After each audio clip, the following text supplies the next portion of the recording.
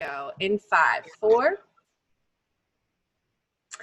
All right, everybody. We are here with All Day Ray, which, Ray, I don't know if you're like a Madonna or what's going on, but I only have a first name, the co-host of the Confessions of a Market Maker podcast, a cash game grinder who is shifting his life into this trading space. And I, for one, think it's super exciting. Now, do you just go by All Day Ray? Is that it? Nobody? Not Ray. You just call me Ray. That's fine. That's a nickname I had growing up. Okay, well, everybody knows probably a couple times a year I like to take the podcast in the direction of trading. I think there's just so obviously so many crossovers between poker and trading. Sure. And even really like at my church when they try to tell me that poker is gambling and that I'm going straight to hell, I always have to explain to them, like, do you got your money in the market? Because it's the same as thing. Like, we're doing intelligent decisions based on whatever information that we have.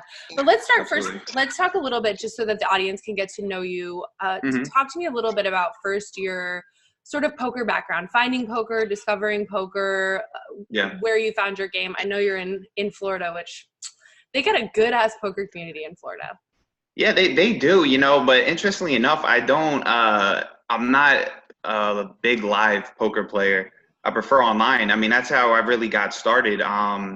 Just watching my father, really, he used to play party poker back in the day, probably like mid 2000s, limit game. He was like a limit hold'em grinder, and must have been like 10, 11 years old. And I would just stay up late with him and watch him play.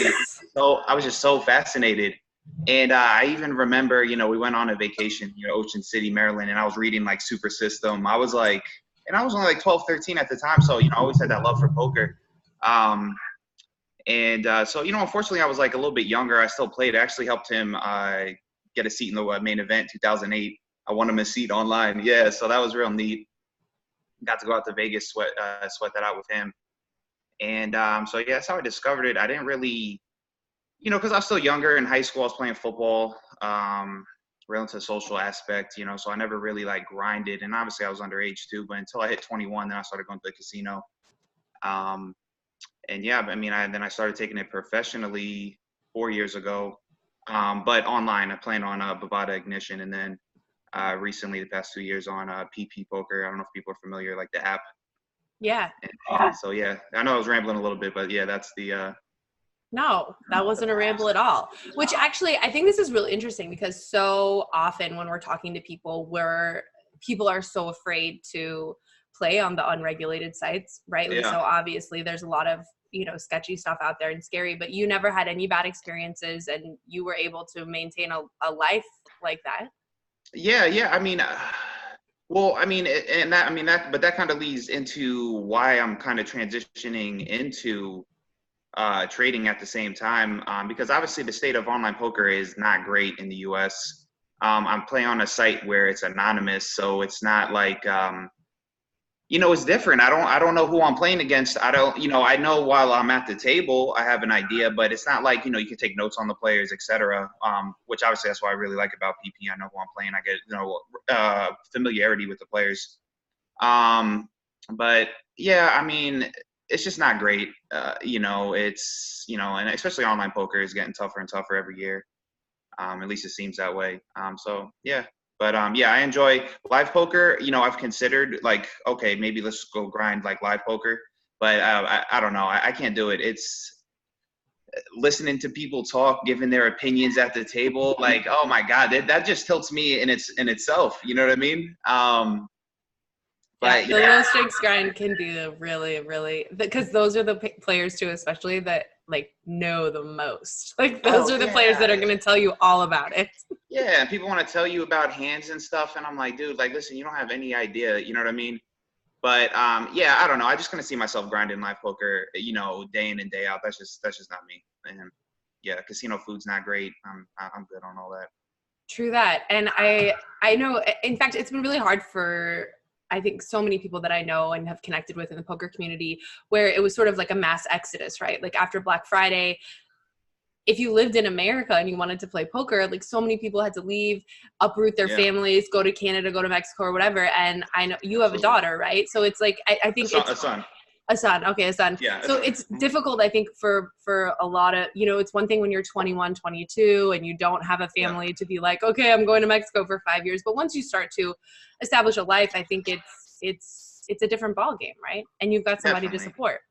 Definitely. Yeah. No, I mean, it's, yeah, no, it's funny. Like, I remember, like, I'd be like, my son, like, wake up in the middle of the night, and I'm a single father. So I had him like for a while, since he was like 6 months old, and I'd be holding him in my left hand. He's crying, 7, 8 months. Right hand, I got my hand on the mouse, multi-tabling. You know what I mean? So it was a little wild, a little crazy, but it was fun. It was. You're taking care of him by yourself?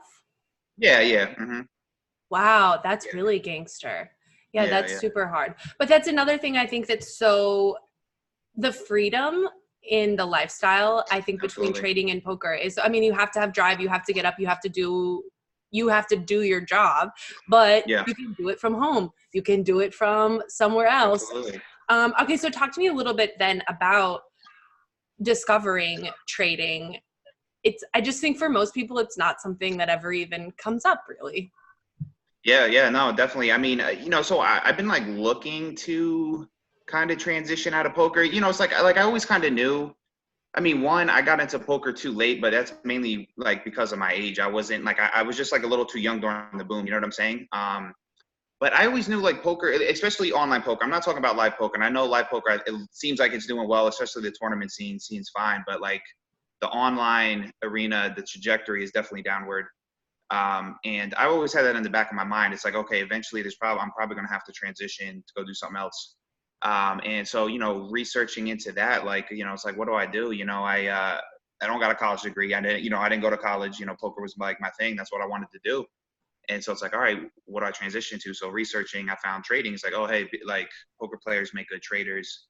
So I kind of went to that. I got some training material, but I didn't realize at the time I wasn't really following. I was following kind of pretty much, you call them like charlatans. Like people just were selling people stuff, didn't really know what they're doing. And I wound up like losing half my account with trading. And so I was like, all right, F that. I went right back to poker until recently. I got with a guy who's worked on Wall Street. Well, not exactly on Wall Street, but he worked on finance in Canada for 20 years. And so he's been mentoring me. And that's who I do the podcast with. His name's JJ. And yeah, I got in contact with him. Someone put us in touch, and then it's been much better since then. JJ and Ray. JJ and Ray, yeah. He's a character. It was funny because like they got it. Like the guy's name is Steve. He's like the producer of it. He got us in contact. He's like, hey, I think you two would be like great together. Both have similar personalities. I mean, but the guy's like different generation, but it's funny how well we get along together. So it's been great. So I listened to several episodes of the podcast, but for my audience, for example, did you guys, there's a lot of actually I would say it's a super saturated market, the trading podcasts. So talk to us a little bit about what the vibe is of what you guys are working on. Yeah, well, I guess when I first got approached like with the idea of doing the podcast, that's what I thought too. It's like, okay, well, who's in the market, who's doing who's doing podcasts in the like the trading, the retail trading community. And like I started like looking into it, and not to knock nobody else, like that's not what I'm here for, and I'm not trying to be controversial, but like that whole industry kind of is like comes across to people, and this is not just me saying this, I've talked to other people, it's like bland, not a lot of personality.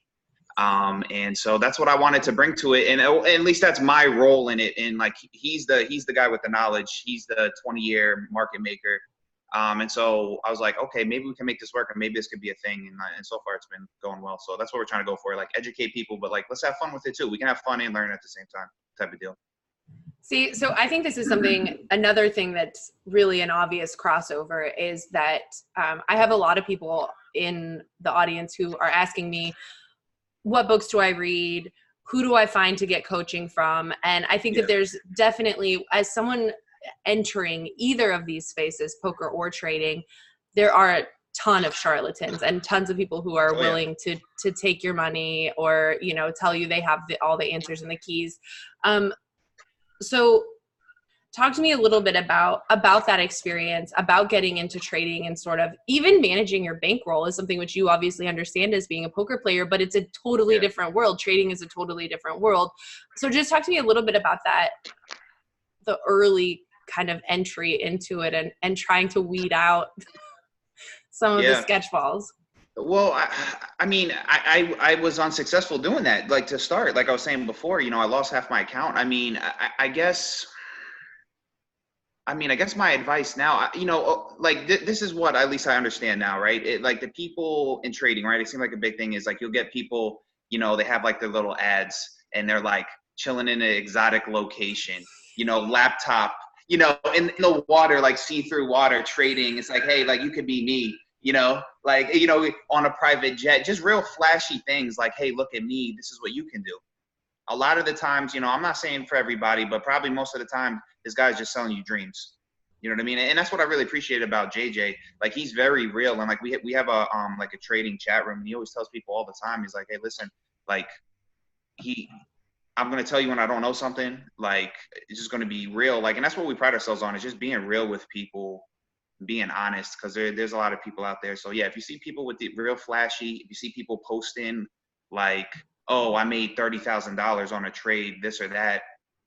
I mean, maybe not, but there's also been people that have like shown it's like fake, it's like called P&L, like profit and loss account. So just watch out for those types, you know. I don't know. I guess if that makes sense. Of course. Yeah.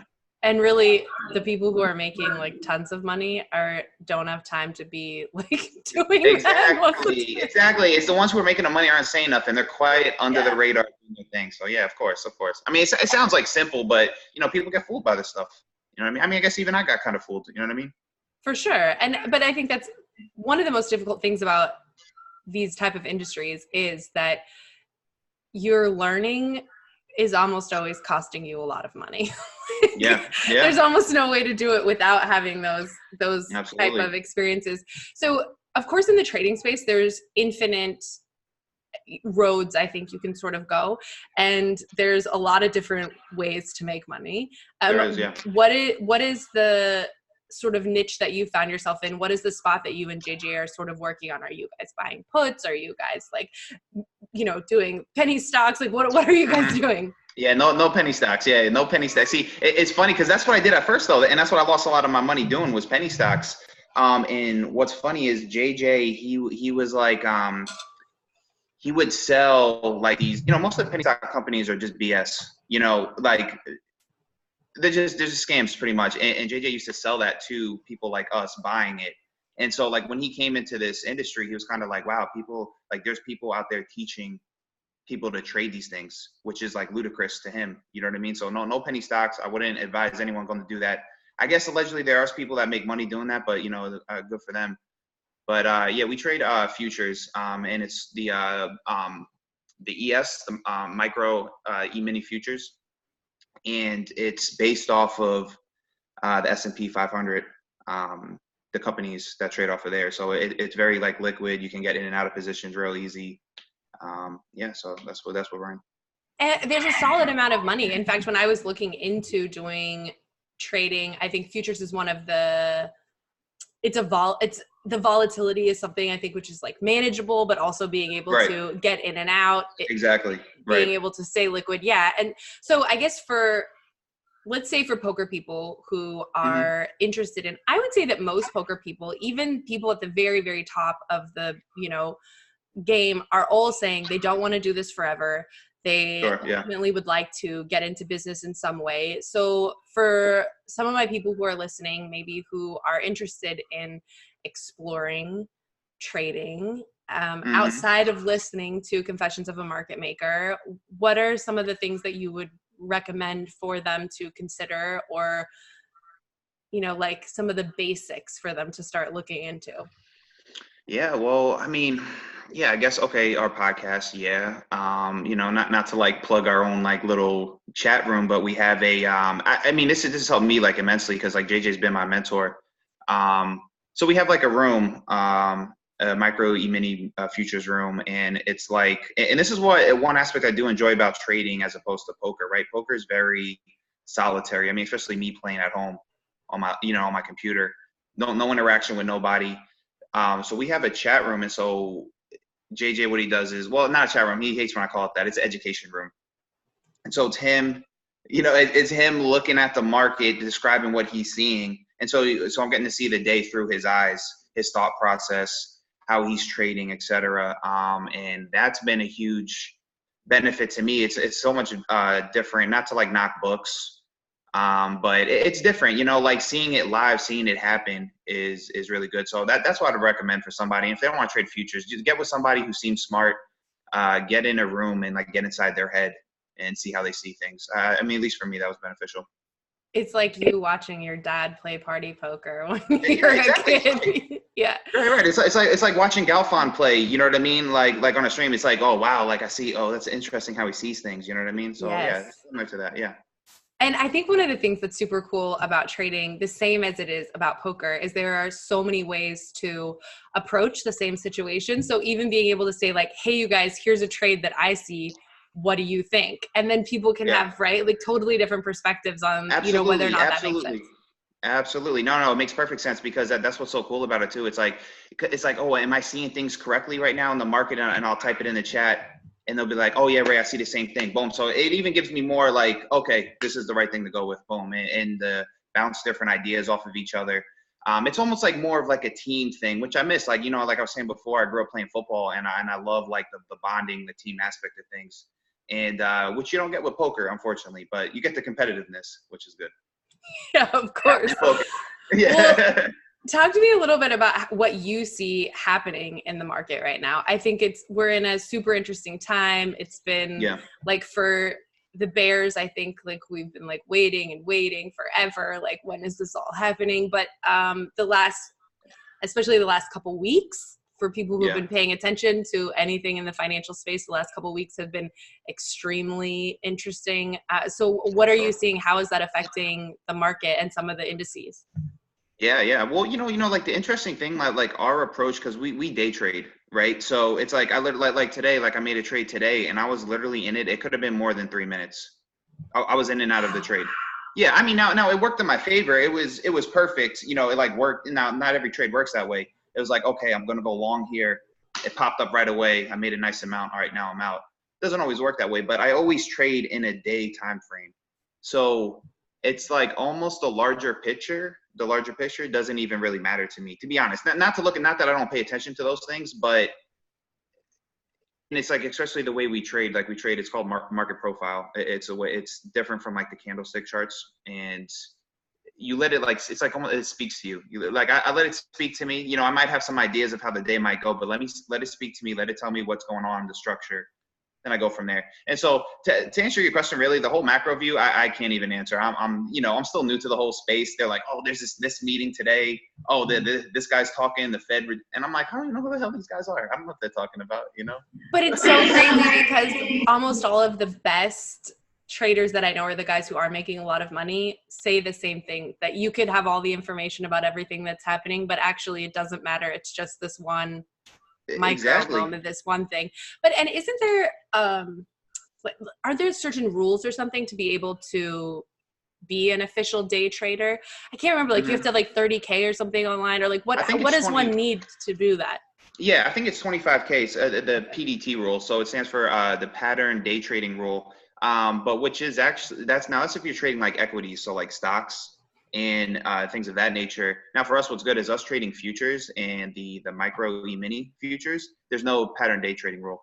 So it's what's even good for newcomers, and even like someone like myself, because I'm not willing to like go put my bankroll on the line right now. You know what I mean? Like I got a son that's a support. I've always been conservative as far as my bankroll management and shot taking, etc. And so that's what's so good about this is there's no pattern day trading rule. You can risk low money, like a little bit of money, to like at least get your feet wet, get your the style you want to incorporate into trading. And so that's a good thing about it. And you don't have to risk a lot. Like you're saying before with the futures, you can still make a good amount as well. There's still some volatility there. So. And so It's funny because even when you're talking about the sort of, instead of having to look at all the candlesticks, for example, or analyze all the charts in that way, it reminds me, I think, in poker of like the GTO versus exploitative, right? That you're like, you can get a feeling from looking at what you're looking at. So what are the indicators that you look at to say, okay, is it just volatility? Is it just, what are the things that you're looking at to try to jump into a trade? You know, it's a good question, you know, because it's so different than, I'm trying to explain this the right way. So like we don't use indicators per se, right? And which is really nice, because there's so many indicators to use, like Fibonacci, trend lines, et cetera, et cetera. I don't even know half these things, and you'll see people spewing off these things. I don't know, like that's just not my style, and that's what I like about it's called market profile, TPO chart. And how do I explain it? It's like it takes, so TPO stands for time, price, opportunity. And so it shows you where the price of the futures is being traded and how much time it's spent at that price. And kind of think of it like an auction, right? Like there's like a certain, how do I put it? Like, I'm trying to think of how he phrases it.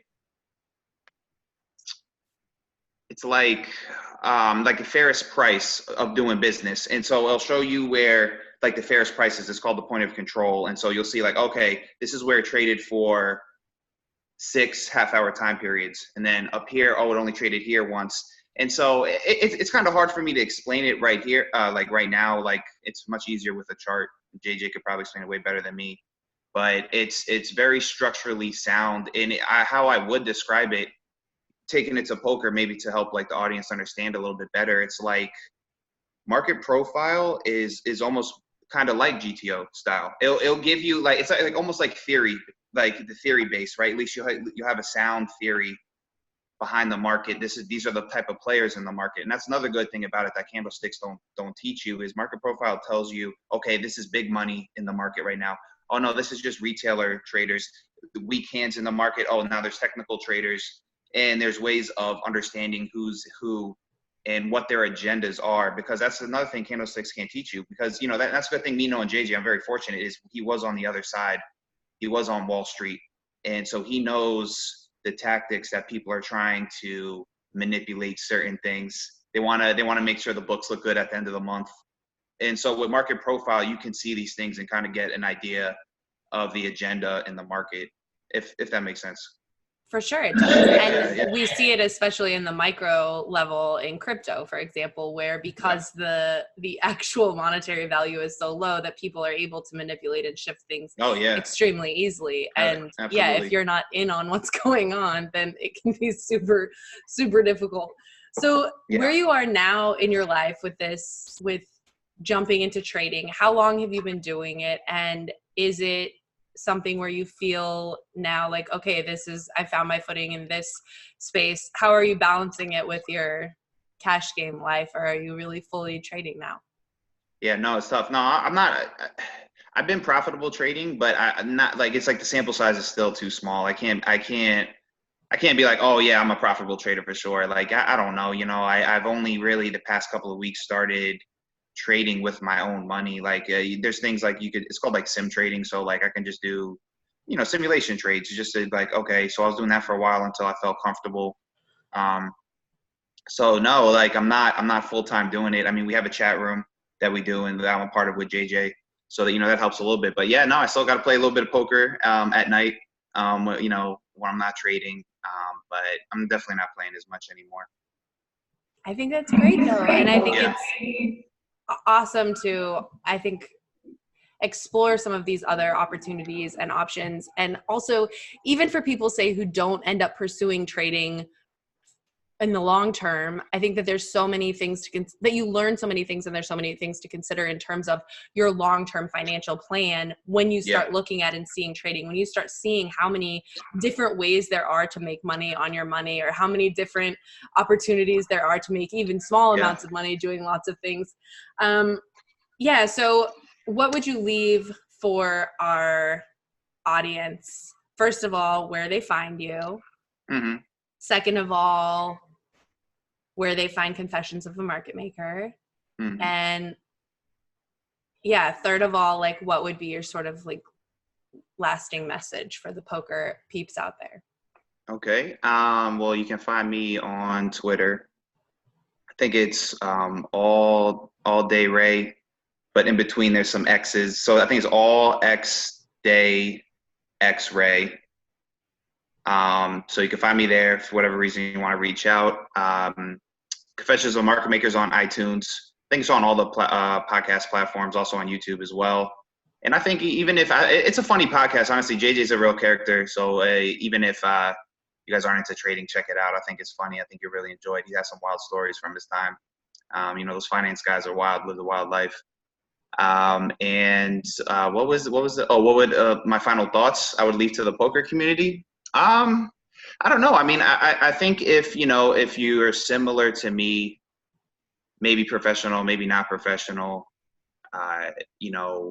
want to look for something else besides poker, but you want to still use your poker skills, I think this is a great path to, now that I'm seeing things clearly, I have a good mentor, which I'm fortunate for. Shout out to JJ. It's like, okay, like now I have this next chapter of my life set up, feel confident about it. And so, yeah, I mean, if you guys want to learn, we have a chat room, microefutures.com. So that's what I would say. I love it. And I think it's super important to have those options. And especially for poker players who I think when you look at, okay, why are people poker players? For a lot of people, it's because they want to be the boss of their own life. They don't want a 9 to 5 day. Mm-hmm. And yeah, so trying to find other ways to use brilliant minds without having to turn into a 9 to 5, or if that's not your thing, I think trading is just such an obvious transition. And I appreciate you so much taking the time. And I can't believe single father out there, shout out. That's like, I'm pregnant right now. So I'm just like, oh my gosh. Oh yeah. It's such a 2-person thing. I keep thinking like, man, for everybody out there, single parents out there, I just give you like so much props. Yeah. I appreciate it. Thank you. Hard job for sure. Thank you so much, Rick. All right. Thank you. Thanks for having me on.